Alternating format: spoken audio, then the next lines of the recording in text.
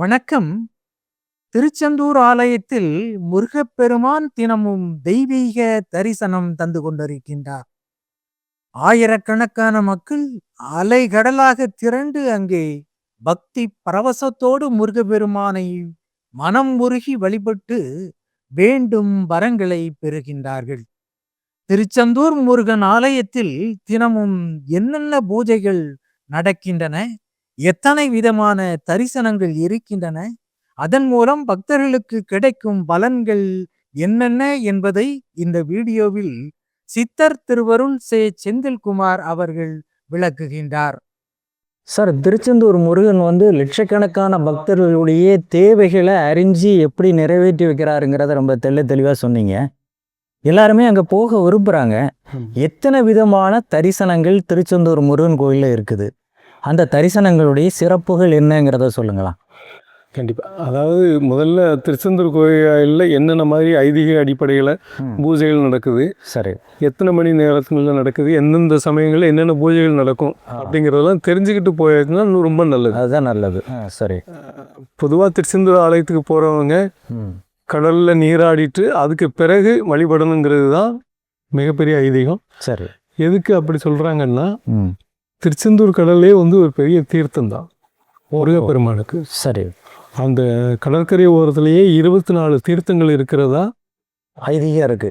ஐதீகம் இருக்கு, வரலாறுலேயே பதிவுகள் இருக்கு. சரி, இந்த 24 தீர்த்தங்கள்னு என்ன அர்த்தம்னா, காயத்ரி மந்திரத்தில் உள்ள 24 மந்திரங்களை அந்த இது காட்டுறாங்க. சரி, அது ஒவ்வொரு தீர்த்தத்துக்கும் ஒவ்வொரு மகிமை இருக்கு, ஒவ்வொரு சக்தி இருக்குது.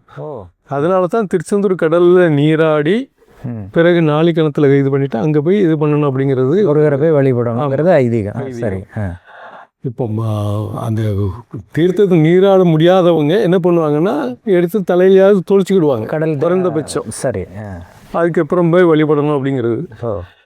கோயிலுக்குள்ளே 3 பிரகாரங்கள் இருக்குது. பழைய காலத்தில் அந்த காலத்துலேருந்து கட்டின இது, இன்னும் அந்த உள்கட்டமைப்பு மாற்றப்படலை. இப்பவும் நல்லா அப்படியே வச்சுருக்காங்க. அந்த மாதிரி உள்ள இதில் ஒவ்வொரு சன்னதியிலையும் நல்லா தெரிஞ்சுக்கிட்டு நல்லா வழிபட்டால் ரொம்ப அந்த பலன்களை நல்லா முழுமையாக அடைய முடியும். சரி, இப்போ திருச்செந்தூர் ஆலயத்தை பொறுத்த வரைக்கும் 2 மூலவர் இருக்காங்க, 4 உற்சவர்கள் இருக்காங்க. பொதுவாக அப்படிப்பட்ட அமைப்பு வேற கோயில்களில் கிடையாது இல்லையா? ஏன் அப்படி திருச்செந்தூரில் இருக்குதுன்னா, திருச்செந்தூரில் 2 மூலவர்கள். 2 மூலவர்களில் முதல்ல அங்கே கருவறையில் இருக்கிறவர் பாலசுப்ரமணியர், அந்த முருகர். இன்னொரு மூலவர் சண்முகர். எதுக்காக அவரையும் மூலவர்னு சொல்கிறாங்கன்னா, இப்போ சூரனை சம்ஹாரம் பண்ணதுக்கப்புறம் அவருக்கு ஒரு தோஷம் பிடிக்கும் முருகனுக்கு. ஏன்னா எப்படியாவது ஒரு வதம் பண்ண மாதிரி, சரி, அப்படிங்கிறது ஒரு தோஷம் பிடிச்சிரும். அப்போ முருகர் அந்த தோஷத்தெல்லாம் நீக்கிட்டு, சரி, சிவபெருமானுக்கு பூஜை பண்ணுவார். தோஷம் நீங்கிறதுக்காக சிவனை நீங்கினதுக்கு பிறகு பூஜைகள் பண்ணுவார். ஏன்னா சம்ஹாரம் பண்ணியாச்சு, முடிஞ்சிருச்சு அப்படிங்கிறதுனால பூஜைகள் பண்ணுவாங்க. சரி, அப்போ முருகர் அந்த தவ கோலத்தில் இருந்து தாமரை மலர்களால் முருகருக்கு பூஜை பண்ணுறது தான், அந்த கோலத்தில் இருக்கிறது தான் கருவறையில் இருக்கிற பாலசுப்ரமணியர். அவர் தவ கோலத்தில் தான் இருக்கார். அவர் தனிமையில் ஒரே முகம் 2 கரங்கள் அந்த மாதிரி தான் இருப்பார். அந்த மாதிரி. அதனால தான் என்ன பண்ணுவாங்கன்னா, அது தவம் அதனால தான் அவருக்கு சுற்றி வர்ற அந்த இது இருக்காது, பிரகாரம் வழிபட முடியாது. நேரில் நின்றுதான், முன்னால் நின்றுதான் வழிபட முடியும். சரி, அவர் அந்த லிங்க ஸ்தாபனம் பண்ணி வழிபட்டாருங்கிறதுக்காக தான் பின்னாடி அந்த பாம்பறையில் ஒரு 5 பஞ்ச லிங்கங்கள்லாம் இருக்குது. அதைத்தான் அதுக்கு அந்த பஞ்சலிங்கங்களுக்குன்னே ஒரு பெரிய கதைகள் இருக்கு. டெய்லி தினமும் அங்கே தேவர்கள் அதுக்கு பூஜை பண்ணுறதா இப்பவும் ஒரு ஐடியா இருக்கிறாங்க.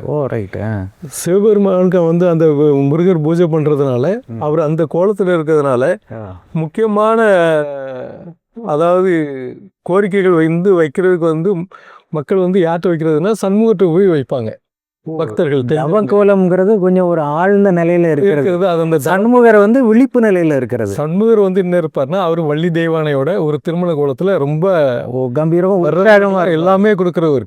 அந்த மனோபாவத்துல இருப்பார், மகிழ்ச்சியான மனோபாவத்துல. ஆமா, அதனாலதான் அங்க வழிபடுறதுல இங்க வழிபடுறதுனால இதையும் ஒரு மூலவரா வரையறுத்து வச்சிருக்காங்க. 2 மூலவர், 2 பேருக்குமே அதே மாதிரி 4 உற்சவர்கள்.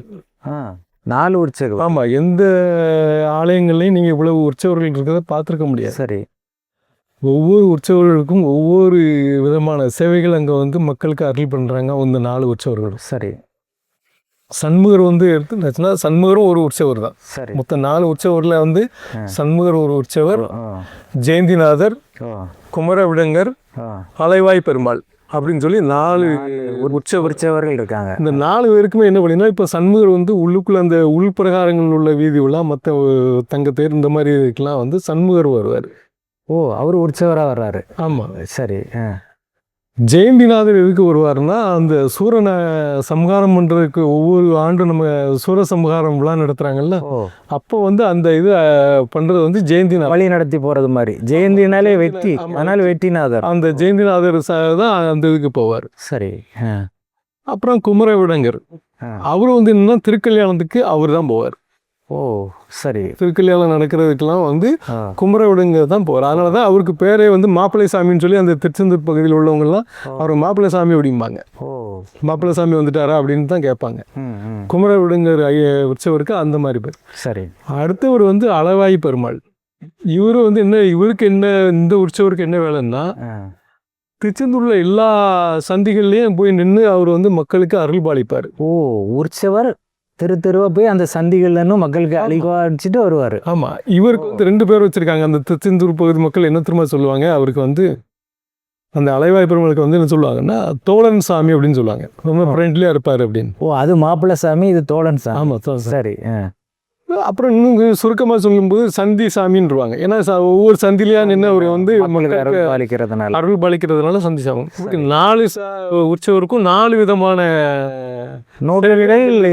இருக்கு. சரி. இதை வந்து நீங்கள் எந்த முருகன் தலத்துலையும் பார்க்க முடியாது. ரொம்ப அற்புதமான இது வந்து நடந்துகிட்டு இருக்கு இந்த இது. இப்போது நான் ஒரு பக்தர் என்னுடைய தேவைகளை ஒரு கணக்கு வச்சுக்கிட்டா, இந்த நாளில் நான் எந்த கடவுளை எந்த உற்சவரை வழிபட்டா உடனடியாக நிறைவேறும் அப்படின்ற மாதிரி எதுவும் இருக்கா, இல்லை பொதுவாக எல்லாம் சுற்றி எல்லா உற்சவர்களும் வழிபடலாம், எல்லா முன்னோர்களும் நீங்கள் அங்கே வழிபடலாம். அதில் ஒன்றும் மாற்று கருத்து கிடையாது. அதில் எந்த வேறுபாடுகளுமே கிடையாது. சரி. அந்தந்த சமயங்களில் அவங்க வந்து அவங்க காட்சி கொடுக்குறாங்க. ஓ, நம்ம அதை பயன்படுத்தி இது பண்ணிக்கிட வேண்டியதுதான். சரி. வரும்போது அதே மாதிரி தான் உள்ளுக்குள்ளே உள்ள பூஜை முறைகளும் 4 உற்சவர்களுக்கும் 2 மூலவர்களுக்கும் வேறுபடும். ஓ, ஐதீக அடிப்படையில். ஓ, நீங்கள் இந்த வேறுபாடுகள்னு கேட்டதுனால நான் இதை சொல்கிறேன். ஓஹோ. அதாவது பாலசுப்ரமணியருக்கு ஒரு ஆகம விதிப்படி பூஜை நடக்கும். சரி. சண்முகருக்கு ஒரு இன்னொரு மாதிரி சிவ ஆகம முறைப்படி இவருக்கு பூஜை நடக்கும். சரி. 2 பேருக்குமே உடைகளில் கூட வேறுபாடு உண்டு. அவர் வந்து மூலவருக்கு வந்து பாலசுப்ரமணியம் வெண்பட்டோட அந்த வெள்ளை நிறத்தில் பட்டு ஆடை தான் அவருக்கு சாத்துவாங்க. இவருக்கு சண்முகருக்கு பச்சை நிறத்தில் சாத்துவாங்க. நெய்வேத்தியம் அவங்க படைக்கிறதுல கூட அதுலேயும் வித்தியாசமாக இருக்கும் நிறைய.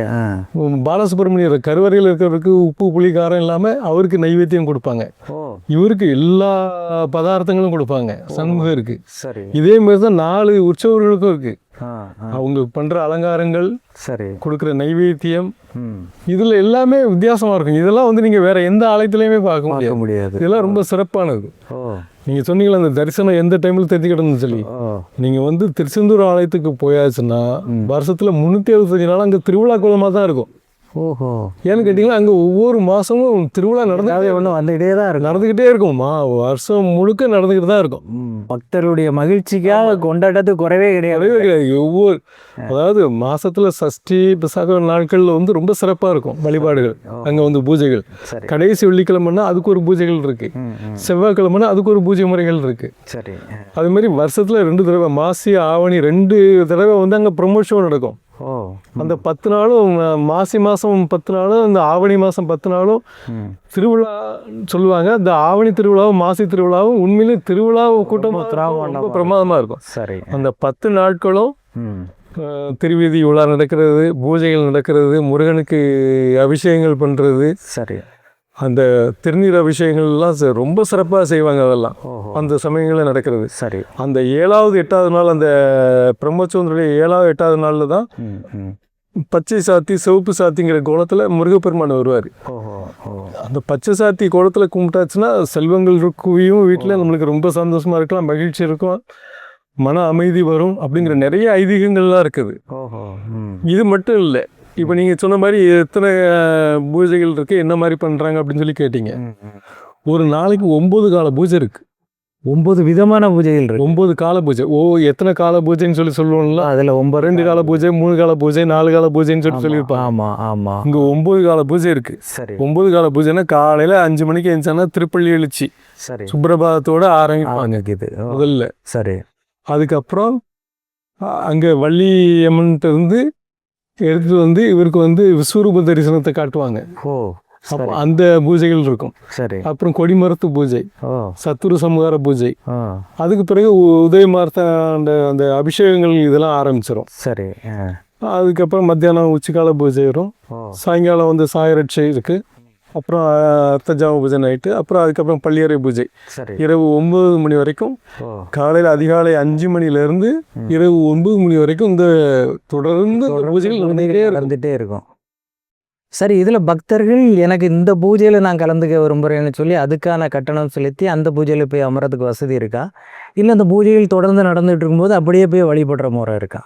இல்லை, ஒரு 10-20 ஆண்டுகளுக்கு முன்புலாம் வந்து மக்கள் சாதாரணமாக எல்லா பூஜைகளிலுமே கலந்துக்கிட்டு இருந்தாங்க. சரி. இப்போ வந்து மக்கள் நிறைய வர ஆரம்பிச்சிட்டாங்க. இந்த ஐதீகங்கள்லாம் தெரிஞ்சு. சரி.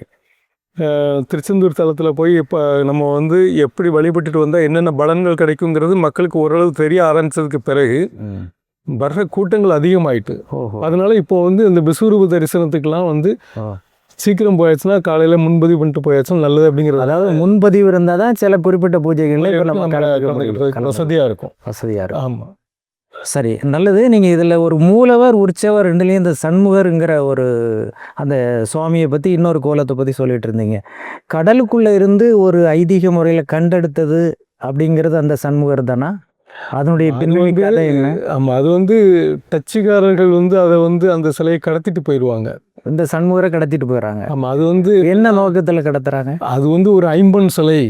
விலை மதிப்பட்ட சிலை கொள்ளையடிக்கணுங்கிற நோக்கத்துக்காக தான் அவங்க வந்து அந்த சிலையை கடத்திட்டு போவாங்க. சரி. கடத்திட்டு போகும்போது நடுக்கடலில் போயிட்டு இருக்கும்போதே வந்து கப்பலில் போகும்போது நடுக்கடல். ஆமாம், நடுக்கடலில் அந்த சிலையை கடத்திட்டு போய் கப்பலில் ஏற்றி கொண்டுட்டு போகிறாங்க. கொண்டுட்டு போகும்போது தங்கள் நாட்டுக்கு கொண்டு போயிடணும் அப்படிங்கிறதுல அவங்க, ஏன்னா அது முழுக்க ஐம்பொன்னால இருக்குது, நிறைய விலை மதிப்பற்றது அப்படின்னு சொல்லி அவங்களுடைய எண்ணம். சரி.